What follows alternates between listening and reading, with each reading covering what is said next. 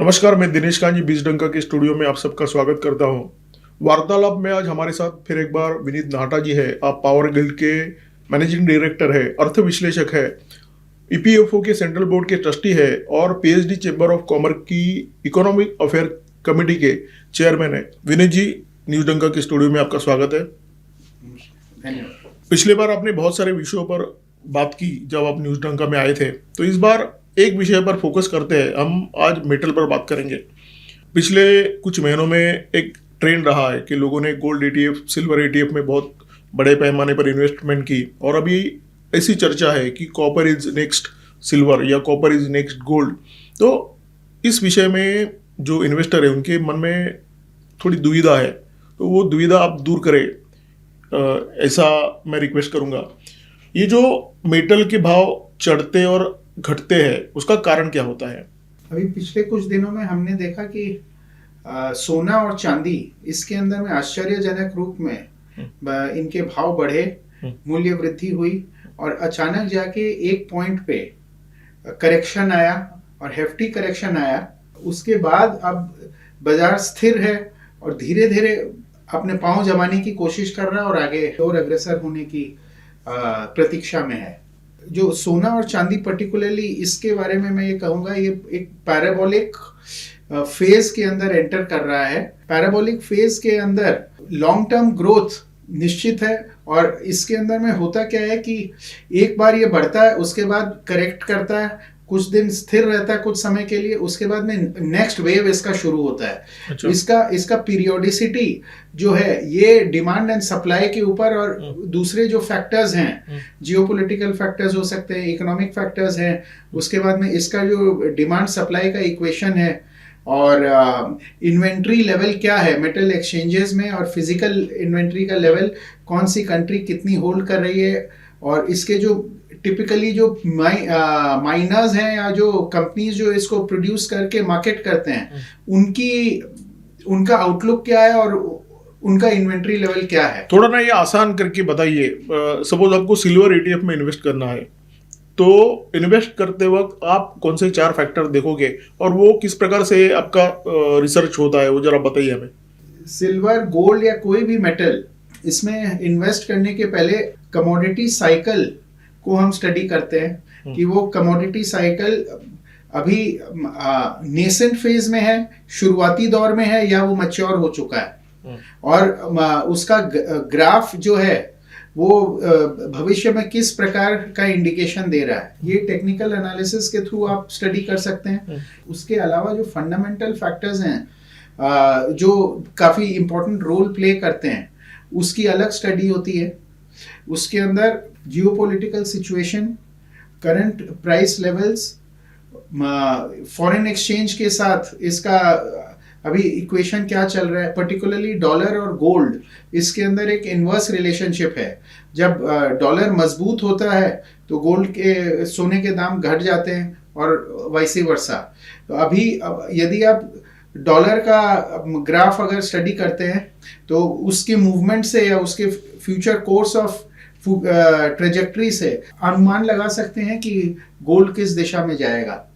Dollar index और gold का inverse relationship है। पिछले 6 महीने या साल भर से जो डॉलर इंडेक्स है वो ऊपर से काफी नीचे आया है और हम कमेंसुरेट उसी समय के अंदर हम देख सकते हैं कि सोने के भाव में वृद्धि हुई है। 110 से डॉलर 97 के लगभग आ गया है और उसी डायरेक्शन के अंदर में सोने के भाव बढ़े हैं। आपने इन्वेंटरी के बारे में एक मुद्दा रखा था कि इन्वेंटरी देखना भी बहुत जरूरी है, यानी डिमांड और सप्लाई, ये 2 फैक्टर नहीं, इन्वेंटरी है, तीसरा फैक्टर भी है। तो सपोज मुझे सिल्वर की इन्वेंटरी चेक करनी है तो मैं कैसे कर सकता हूँ? इसके स्टैटिस्टिक्स और डेटा मार्केट में उपलब्ध हैं। लंदन मेटल एक्सचेंज और दूसरे जो एक्सचेंजेस हैं वो अपने स्टैटिस्टिक्स रिलीज कर सकते हैं, वहाँ पे उसको आप स्टडी कर सकते हैं। अभी पिछले दिनों फिजिकल सिल्वर की जो रॉ मटेरियल है अलग अलग इंडस्ट्रीज में, जैसे solar, EV, defence, semiconductor chips वगैरह, तो वहाँ रॉ मटेरियल की बहुत किल्लत हो गई थी, अक्यूट स्कैरसिटी हो गई थी। अब वहाँ एक फेज ऐसा था जहाँ जो फ्यूचर्स के प्राइस हैं और जो फिजिकल स्टॉक का प्राइस है उसके अंदर में काफी फर्क था। कितना फर्क फिजिकल अपने पीक पे लगभग 9 से 10% तक फिजिकल प्राइसेस ऊपर थे। अच्छा, ये इन्वेंट्री लेवल्स जो है आप फिजिकली मार्केट में सप्लाई करने के लिए कितना इन्वेंट्री लेवल है, ये अगर बहुत ज्यादा कम हो जाता है या अपने रीऑर्डरिंग लेवल के नजदीक आ जाता है, काफी निचले स्तर पे आ जाता है, तो हम अंदाजा लगा सकते ये जो पर्टिकुलर मेटल है उसका दाम भविष्य में बढ़ेगा। इसके अलावा कई एजेंसीज है वो रिसर्च रिपोर्ट्स भी निकालती हैं जो इसमें काफी इन डेप्थ स्टडी करती हैं। जो आपके जो बड़े इन्वेस्टमेंट बैंकर्स है, जेपी मॉर्गन है, गोल्डमैन सैक्स है, इनका खुद का क्या है कि रिसर्च रिपोर्ट निकलता है। उसके अलावा जो सेंट्रल बैंक्स हैं जो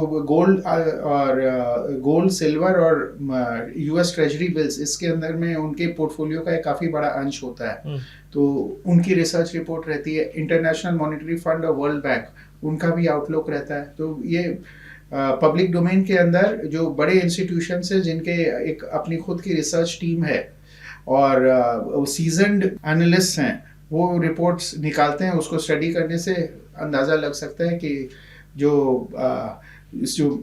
इंस्टीट्यूशनल प्लेयर्स हैं वो इन मेटल्स को किस तरह से देखते हैं और उनका दृष्टिकोण क्या है भविष्य में इनके प्राइसेस के प्रति। अच्छा, एक सवाल मैं पूछना चाहूंगा। एक विषय की हमेशा चर्चा होती है कि अलग अलग देशों की जो सेंट्रल बैंक है वो गोल्ड परचेस कर रही है।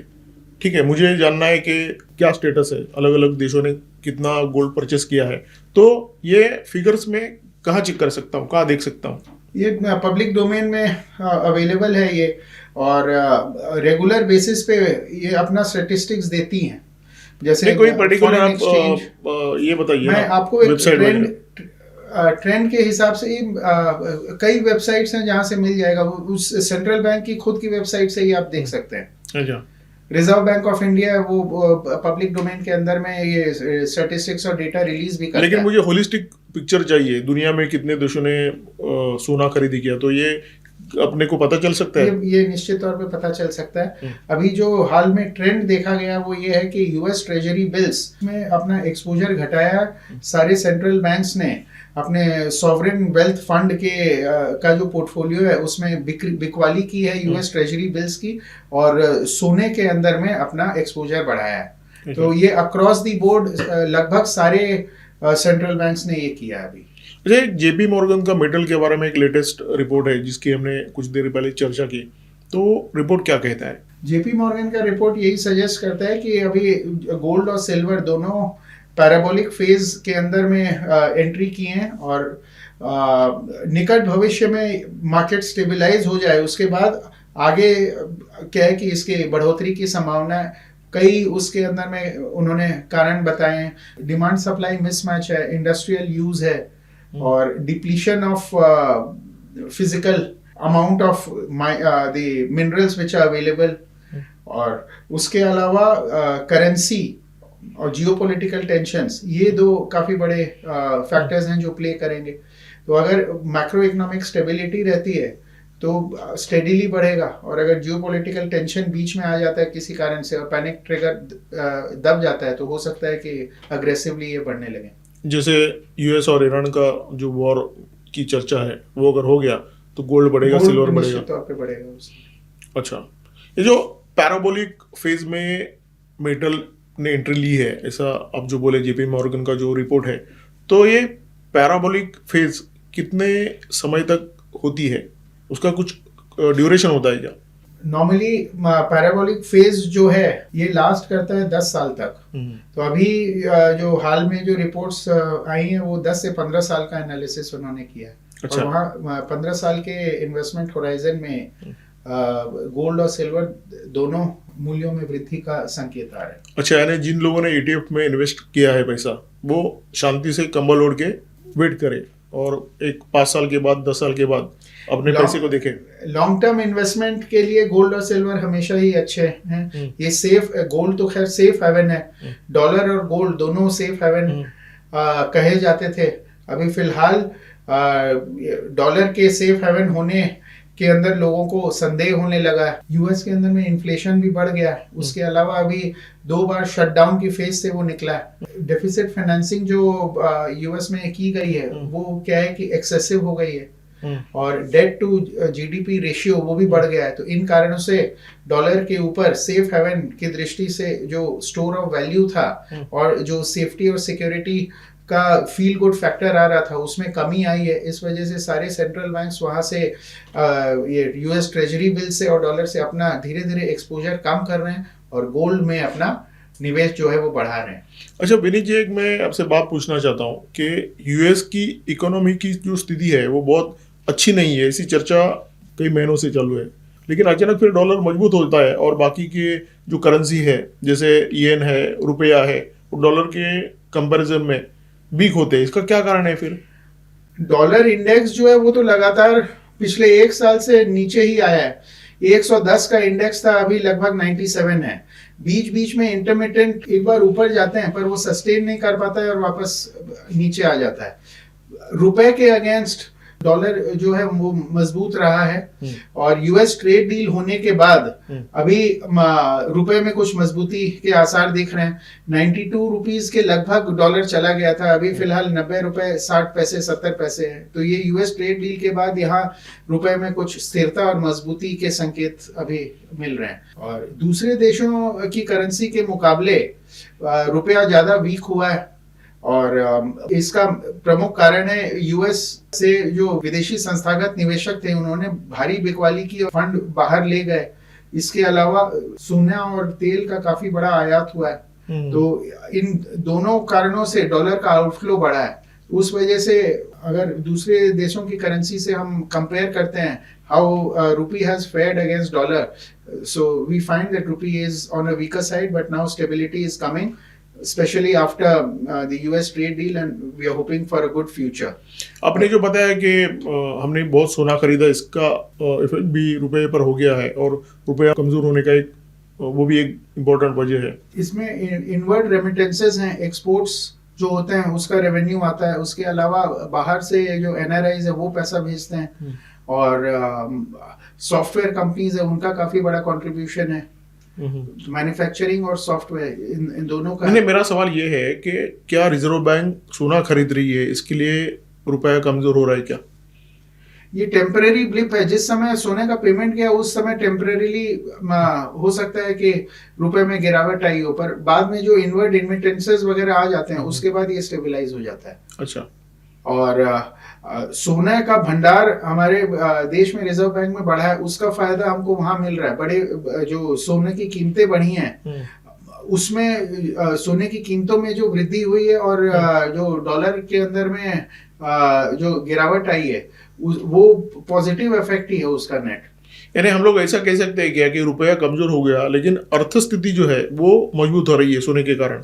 हमारी आर्थिक स्थिति केवल सोना एक मापदंड नहीं है, उसके कई सारे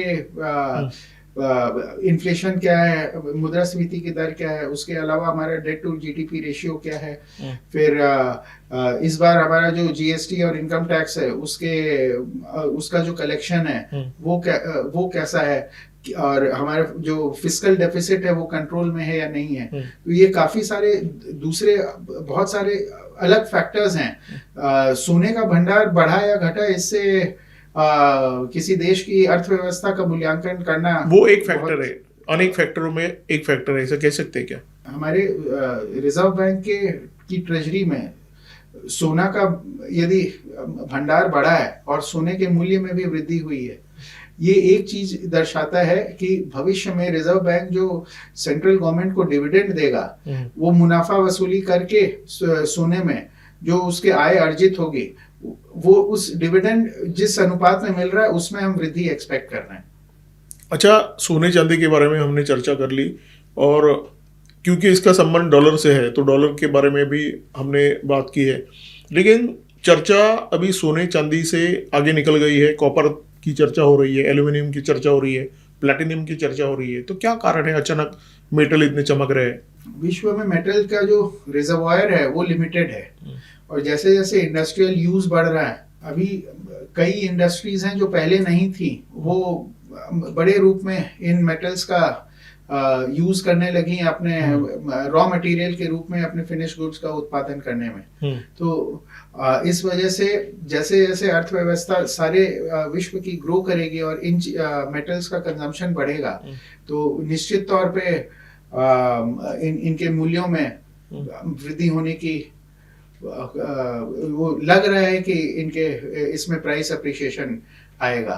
कुछ एक मिनरल्स हैं जो क्या है कि हर कंट्री अपनी इंडस्ट्री को प्रोटेक्ट करने के लिए, सेल्फ सफिशिएंसी और सेल्फ रिलायंस लाने के लिए और अपना सप्लाई चेन लॉजिस्टिक्स जो है उसको और सुदृढ़ करने के लिए कुछ एक मेटल्स जो है उसके अंदर में या तो कंट्री के साथ ट्रीटी करके या फिर अपने देश में अगर वो माइंस या मिनरल्स मिलता है तो उसका एक्सप्लोरेशन करके और या फिर खरीद के बाजार से खरीद के अपना भंडार बढ़ा के और अपना ट्रेजरी चेस्ट को और इम्प्रूव करके रख रही है, ताकि भविष्य में जब उनकी इंडस्ट्री को इन मेटल्स को रॉ मटेरियल के रूप में आवश्यकता हो तो उन्हें उनका काम न रुके और आर्म ट्विस्टिंग दूसरे देश ना कर पाए। अच्छा, केंद्र सरकार ने अभी हाल ही में जो बजट सेशन में ये घोषणा हुई थी कि रेयर अर्थ के संदर्भ में 4 राज्यों का एक बोर्ड केंद्र सरकार ने बनाने का ऐलान किया है, घोषणा की है, तो उसके बारे में बताइए। रेयर अर्थ मैग्नेटिक मिनरल्स हमारे विकसित भारत का स्वप्न को पूरा करने के लिए कई जो क्रिटिकल इंडस्ट्रीज है उनका एक बहुत महत्वपूर्ण रॉ मटेरियल है, जैसे solar, electric vehicle, defence, semiconductor और सर्वेलेंस। अभी तक चाइना मोनोपोलाइज कर रहा था रेयर अर्थ मैग्नेटिक मिनरल में और पूरे विश्व को वो एक्सपोर्ट कर रहा था।